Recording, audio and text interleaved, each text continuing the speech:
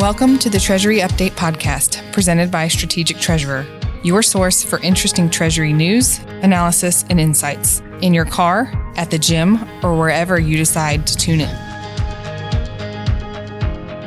Welcome to the Treasury Update podcast. I'm Craig Jeffrey, your host for today's episode. I'm here with David Miller from the Hunt Companies. David, welcome to the Treasury Update podcast. Thank you, Craig. Happy to be here. You know, this idea of using APIs, a vision for the future, this touches more than just payments. It's information. And as the title says, everything. I would love to hear you describe your view on this. What's your wish list for real-time everything? What do you mean by a real-time everything? Yeah. So, we've lived in corporate treasury in a very batched world for as long as pretty much treasury has been around. And now with the advent of new technologies like APIs, there's really no reason to ever have to wait for information to flow, whether you're talking about information or payments or talking from one system to the other system. Using APIs is this very simplistic way to write a set of code for two systems to be able to talk to each other and do it on a literally instantaneous basis. And so, really in my first exposure to using APIs in corporate treasury was when real-time payments started to be created in the industry and go live. I wanted to really take advantage of it. But to do real-time payments, you needed these APIs. As we spent several years working on getting this API connection built to get a real-time payment processed, my eyes opened and I'm like, why can't we use this for everything? And for me, it was an eye opener. We as consumers out there in the non-wholesale world, in our everyday lives, are using APIs. We don't even know that we're using APIs. It's just the way that we do business on our phones and with our computers. We're doing things instantaneously. We live in an instant gratification world, and I want that in corporate treasury. Yeah, so I do want to probe into that because certainly things are going faster and some things should be instant. I think there's some skeptics out there about does everything need to be instant?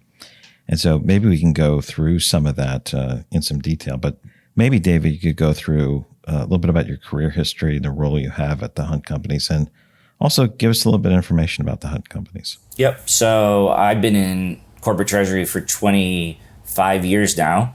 My career really started at the forefront of the evolution of the internet-based treasury business. When I started, we were still using dial-up modems. I had a modem on my desk, 14.4 baud modem, and fax. And that's how we were conducting business. I was working with JP Morgan, it was just Chase at the time, to help build their first online internet platform outside of just this dial-up platform. So an internet-based business. And I liked the time when I started my career because I grew up with the technology.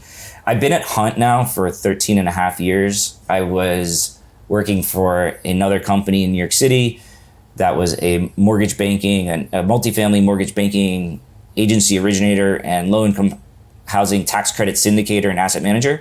And I was there for a few years. I was the treasurer. Hunt acquired that company. And at the time of the acquisition, Hunt asked me to become the treasurer of Hunt Companies at the parent level.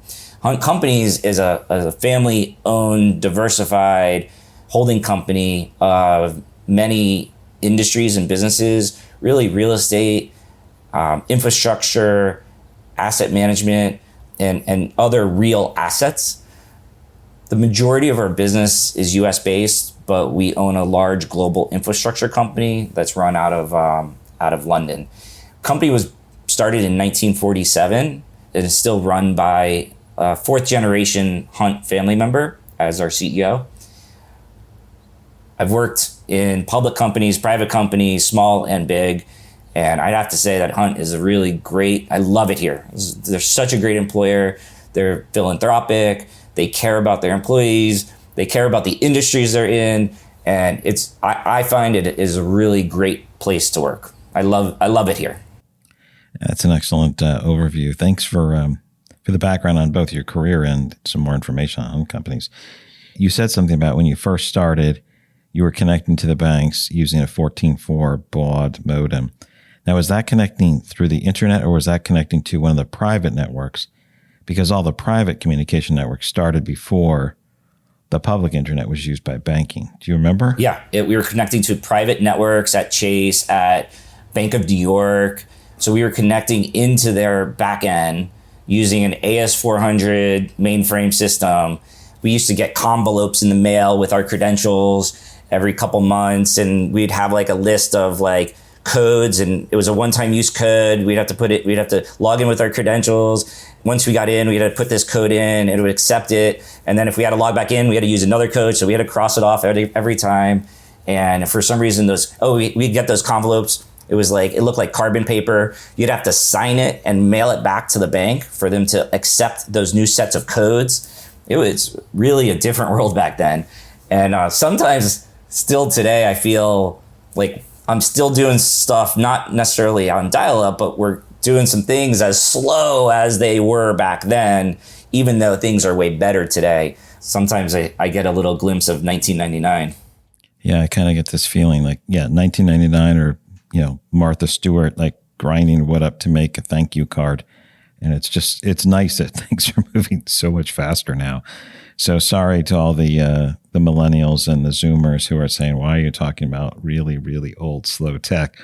But it's part of the discussion. So David, as we talk about some of these categories of real time or having a vision for real time treasury, I want to talk about information, payments, and then if that expands to other areas. So on the information side, what are you thinking about from a speed perspective, from getting information balances? I mean, some banks post things at night, and so what you get in the morning is certainly current, and then maybe as things occur, you can get updates on it. But what do you think about from a real time everything for information? On the real time everything, like how did I come up with those three words, right? So I think I've mentioned to you and to others before a few years ago, preparing for a session for AFP, and we were talking about real-time payments. It was a real-time payment session. And then one of the pages we were working on was kind of, what is my view of the future? And I was like, I really want all my payments to be instant, real time. I want to know success and failures instantaneously. I want to know my balances without having to log into a bank portal. I want to know what the transactions I'm receiving or sending, and I wanted to integrate into my treasury management system on a real time. And then I just started listing. I'm like, oh wow, it would be great if we could have real time. And I just started listing off things. I'm like, you know what? I kind of just want real time everything, because right now we have to either wait for some batch transmission into our treasury management system, which by the way, we use Kyriba.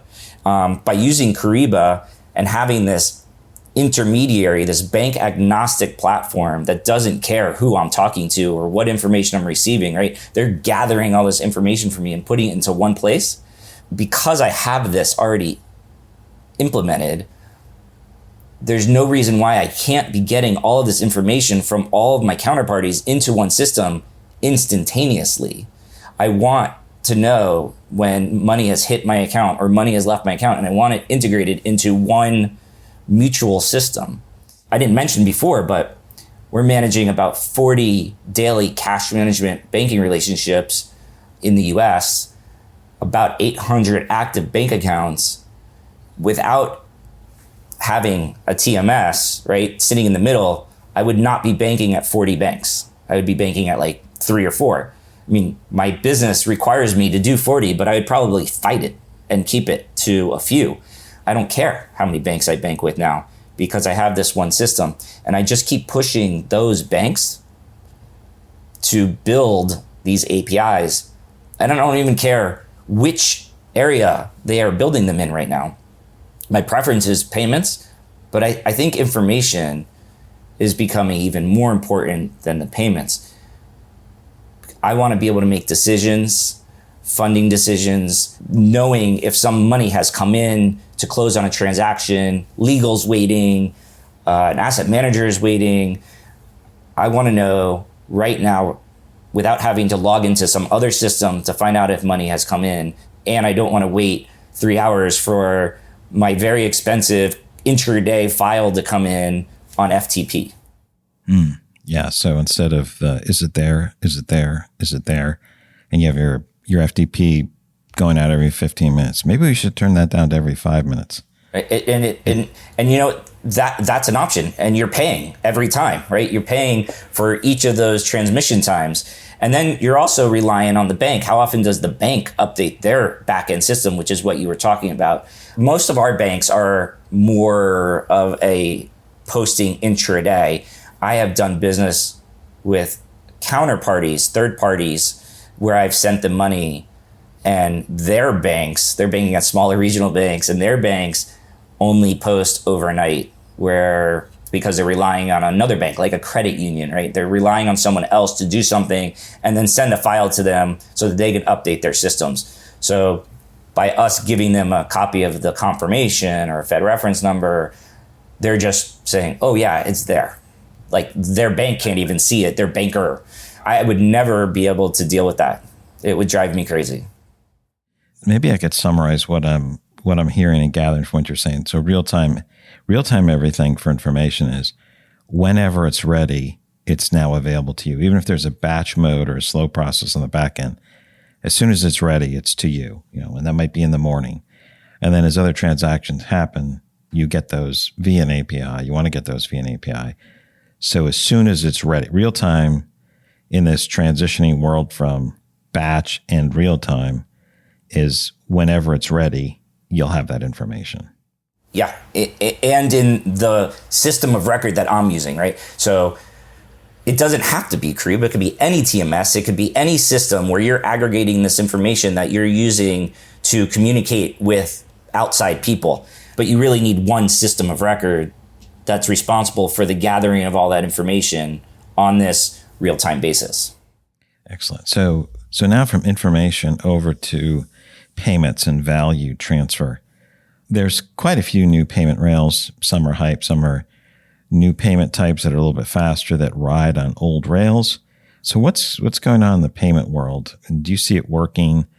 Is it more in a developmental stage? Your thoughts? Yeah. The clearinghouse with real-time payments really was the first wholesale, commercial treasury wholesale platform that banks and practitioners were using. As consumers, we've been using Zelle and Venmo for a long time and other instant peer-to-peer payment platforms. But in the corporate treasury world, RTP was really the first to the market. And the banks had to go out and say, I'm going to enroll to accept these payments. I'm going to go live to allow my clients to originate them, right? So it was a two-step process. I think that they started out slow because you had to go through this adoption process and it was brand new, right? And anytime you're moving money, it's super sensitive. You don't want to mess that up. That is not something where you want to make an error. And it was slow. And, the Fed kept talking about FedNow for years and years and years. My opinion was always that people were going to wait, that the banks that were not adopting the origination of real-time payments, they were going to wait for FedNow to go live so that they could adopt a one solution. So especially not the larger banks, the smaller banks that rely on third-party vendors. I want to go to Fiserv and say, I want RTP and FedNow now. I want them both now. I want one implementation, or I want to go to a vendor and I want to buy a solution that has integrated into my back end system. And so I'm not having to implement something every time a new payment method comes out. I just want one platform. And I don't think that people were really asking for RTP when RTP started, right? It's like, if you build it, they will come. There are certainly some use cases that faster would be better, but not everything needed instant, right? Right. Same thing, same day ACH. The use case really around same day ACH was my payroll file failed and I got to pay people. Someone needs a cash advance. I got to get money into their bank account. There are use cases for same day ACH, but again, you're stuck in this batch world.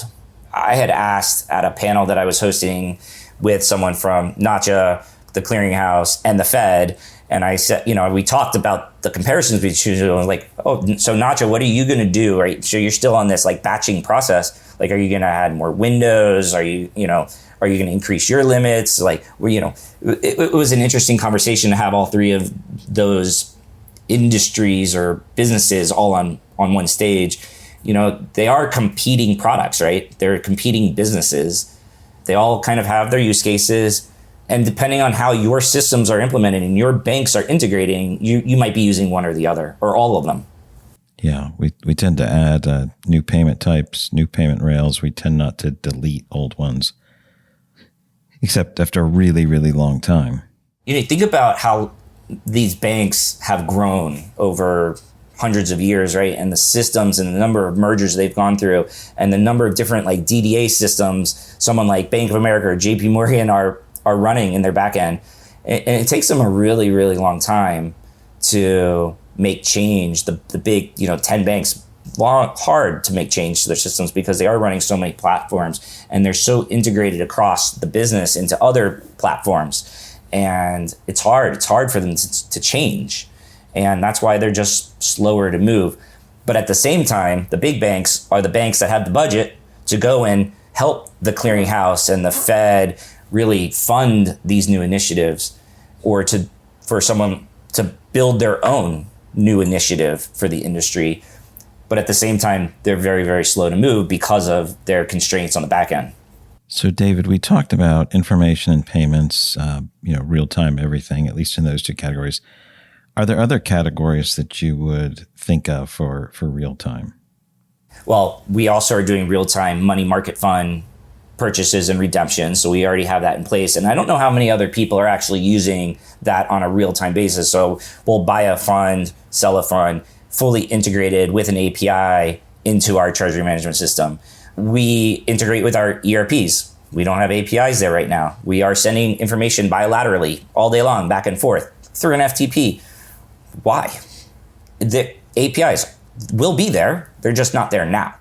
I mean, that's really interesting because most of what we talked about with information and payments was between a system that's used and, let's say, the banking environment.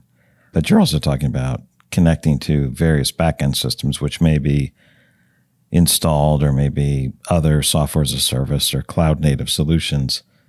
And those connections are oftentimes batched. And so how do you move to streaming or this real time as things happen? The internal systems are updating each other, the data, the transactions, the ERP.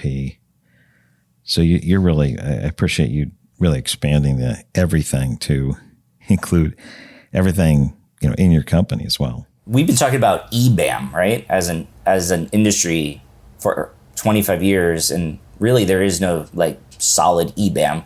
And using an API, if a bank on their bank account management platform builds APIs, like we literally can have true electronic bank account management communications back and forth. Like I'm using DocuSign now, but the fact that we're still filling out signature cards and account opening paperwork, like there's no reason to be doing that. It should all be done through APIs and authenticated messaging from my system to their system.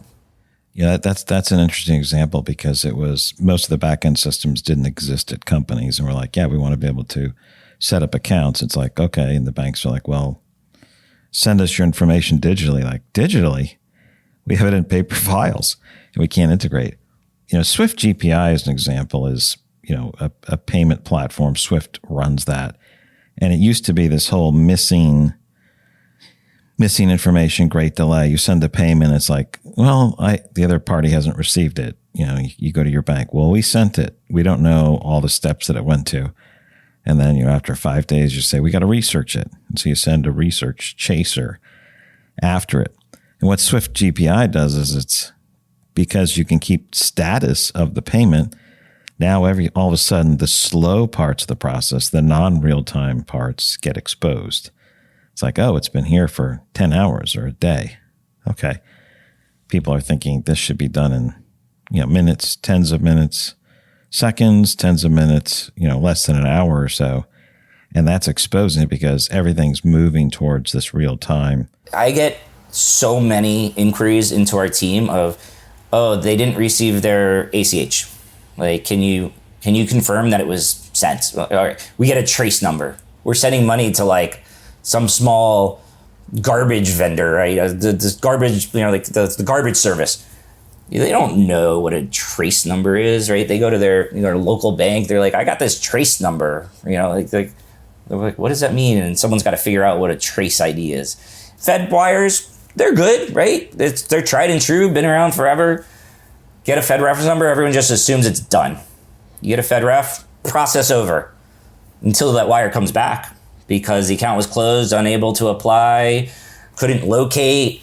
It could be in an hour, it could be 3 days from now.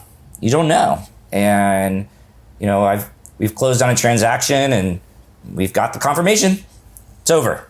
And that's not the case. And now by using, real-time payments, literally the second we hit approve, within 1 millisecond, it's either successfully completed, and I can say with certainty that it's in the bank account I sent it to, or I could say with certainty the payment failed in less than a second. And it's just so powerful to us, especially as a real estate company and moving lots of money around every day, to know that my payment has been successfully completed on an instantaneous basis. And I can look someone in the eye and be like, I know for sure the money's in their account. I can't do that with a Fed wire. I could say, I got a Fed reference number. I think it's applied. I don't know. But that's what we all rely on, right? A Fed ref. There's some great pros around these instant payments, and there's a couple of cons. I always get, when I speak about this, is faster payments, faster fraud. You're just sending money to fraudsters quicker. And, I always say to that is that it's all about the controls. It doesn't matter how you're sending money. You got to have solid controls around your payment workflow. It literally doesn't matter whether it's a check, an ACH, FedWire, a real-time payment, FedNow. It doesn't matter. Just good controls.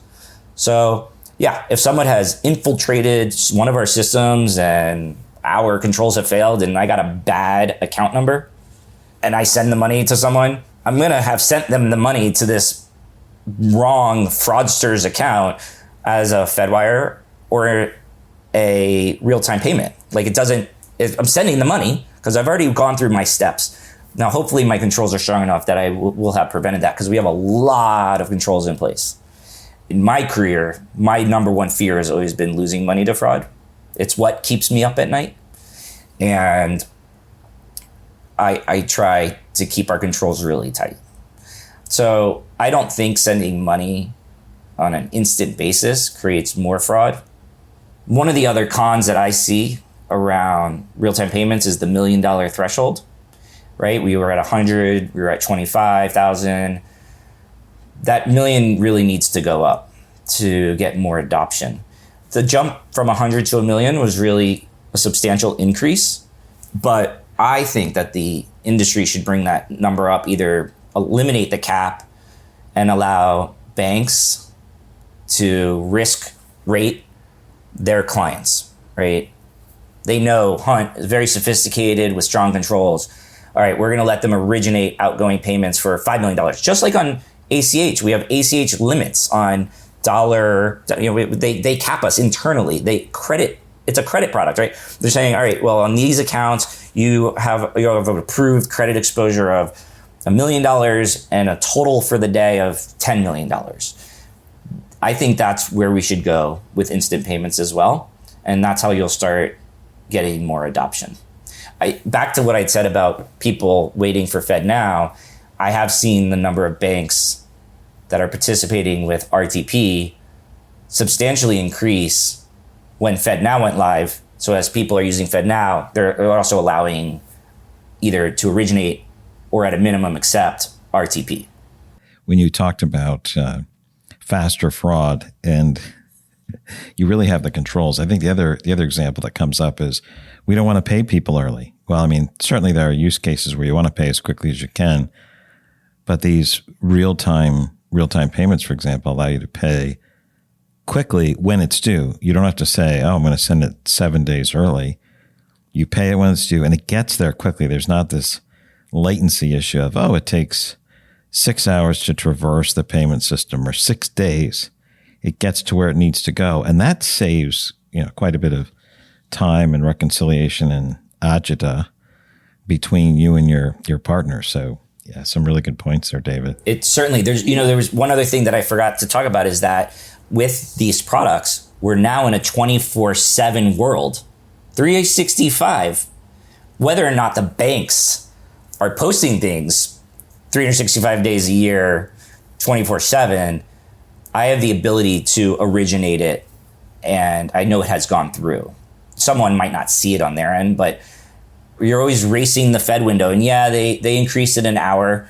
I love that our wire windows have gotten longer, but the fact that I don't have to worry about a cutoff and missing our window on a closing or some transaction because legal hadn't signed off on something yet, and now it's a minute past the window. Oh, can't close today. Oh, we got to repaper all our papers and transaction didn't close. And now we know that if it's under $1 million and I got to send money out, and I could even send $5 million, I could send $1 million and know it went out. But that's also a challenge to the having this 24/7 to make Fed wires that processing window longer too. Excellent. You're quite busy. I know you're on the board of a particular organization that has an event in September. Can you give a little bit of an explanation about what's going on and where our listeners can find more information? Yep. So I'm on the board of the Treasury Management Association in New York, tmanny.org. I've been on the board for a long time, past president, vice president. I'm currently the conference chair, co-conference chair with Tim Hessler from NYU. We've run this conference, T-Manny, for I think it's the 42nd year this year. You've attended and presented and done giveaways for a long time, and we appreciate your support there. But this year, the 2024 New York Cash Exchange is September 10th and 11th at the Jacob Javits Center, which is the same venue that we hosted it at this past year. We're doing a 2-day conference this year. We did a lot of feedback and surveys, and we forever have done 2.5 days. So we eliminated the half a day and really are focused on, treasury best practices, risk management. I think we have 20 something sessions, a couple keynote speakers. So I think it's 12 CTP credits you'll be eligible for. It's a great conference. If you've never been, it is like a small AFP. If you've been to the AFP National Conference, we have 500-600 people. It's intimate. You don't get lost amongst 5,000-6,000 people. I became involved in the board because of the New York Cash Exchange back in the day, and I love the event so much, and I kept saying, I want to do more, I want to help. I really appreciate what you guys are doing for the industry. And then years later, I was the president. And it's a good organization. It's a great conference. I love it. I have a special promo code that I have for the listeners of this podcast. You can go to tmanny.org. You can find information on the Cash Exchange. And you can also find T-Manny on LinkedIn as well. But if you message me on LinkedIn, I will send you a code for a discount off admission. Yeah, so it's a great event. I look forward to that every year. In the show notes, we'll put information about what David just said for being able to connect and get the discount link. David, as we head towards the end of our discussion today on a real-time everything, or a vision for real-time everything, I wanted to hear your recommendations or advice that you would have. I'm going to ask a few questions in the beginning. Answer whichever ones you like, or answer them in omnibus. But how do you think about real-time everything? I think you've covered most of that, but there might be some other thoughts there.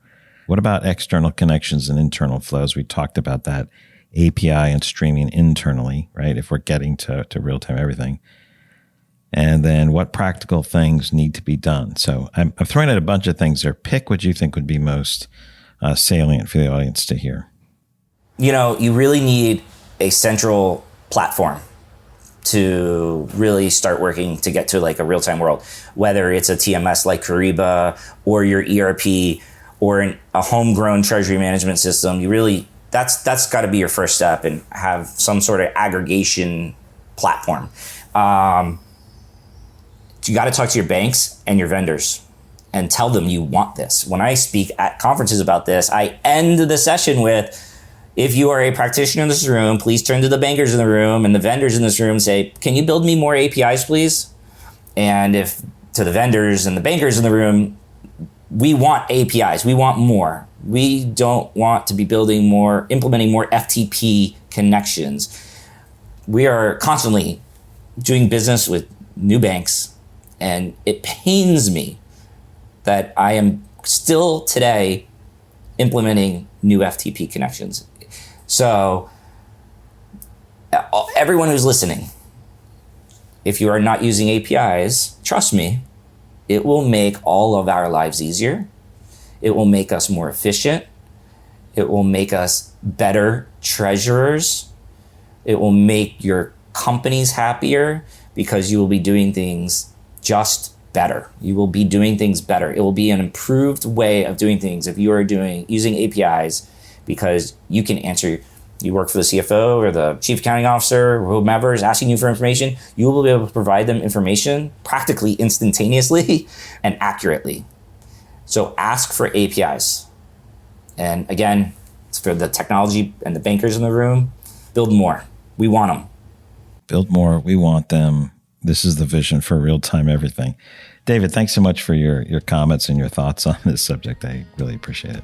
Enjoyed our conversation today, Craig. Thank you. And come see me at the New York Cash Exchange. You've reached the end of another episode of the Treasury Update podcast. Be sure to follow Strategic Treasurer on LinkedIn. Just search for Strategic Treasurer.